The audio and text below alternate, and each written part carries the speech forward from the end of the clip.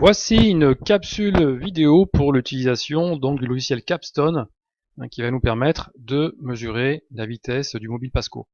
La première chose à faire, c'est de charger en fait le fichier qui a été programmé pour que vous puissiez mesurer directement la vitesse. Donc il faut ouvrir l'expérience comme ceci et aller ouvrir le fichier donc qui s'appelle mesure vitesse. Voilà, donc là le fichier s'ouvre. Ensuite, il faut aller cliquer sur interface réglage pour pouvoir en fait valider en fait l'utilisation du mobile qui vous concerne. Là, en l'occurrence, il s'agit du Smart Cart 337-116. Voilà, on clique dessus, comme ça c'est validé. On peut cliquer ensuite sur interface réglage, et maintenant on va démarrer un enregistrement. Donc pour démarrer l'enregistrement, il faudra cliquer ici. Par contre, l'enregistrement a été programmé pour que il démarre lorsque le mobile a effectué une distance d'environ 60 cm. Donc on clique sur enregistrer. Tant que le mobile n'a pas effectué une distance de 60 cm, eh bien en fait la vitesse reste toujours égale à 0, comme on le voit sur ce point là.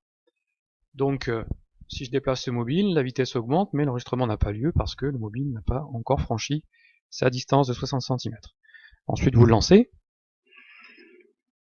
et vous voyez que l'enregistrement se effectue avec une certaine vitesse. Alors maintenant, grâce à cet enregistrement, on va donc tâcher de déterminer la vitesse du mobile après qu'il ait parcouru 60 cm. Alors ce qu'on va faire d'abord, c'est qu'on va dilater l'échelle. Donc il suffit de se placer ici en bas, voilà, au niveau des graduations des abscisses.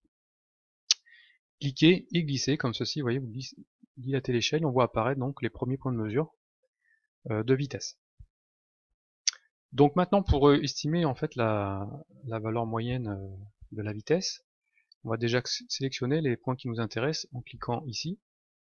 Vous avez une fenêtre qui apparaît et on va la redimensionner, voilà, comme ceci, pour avoir en fait accès à la zone où la vitesse est à peu près constante. Vous recliquez dessus pour bien valider les points qui sont à l'intérieur de la fenêtre, voilà, comme ceci, et on voit donc qu'il y a 6 points de mesure qui apparaissent dans le tableau et surlignés en jaune, et qui correspondent aux points à l'intérieur de la fenêtre. Pour avoir accès maintenant à la valeur moyenne, il faut aller dans les fonctions statistiques. Vous verrez bien que c'est la fonction moyenne qui est validée. Et vous cliquez ensuite sur cette icône-là, sur l'icône statistique. Voilà. Et vous avez la valeur moyenne qui est calculée, qui vaut ici 0,753. Voilà, c'est à vous de jouer maintenant.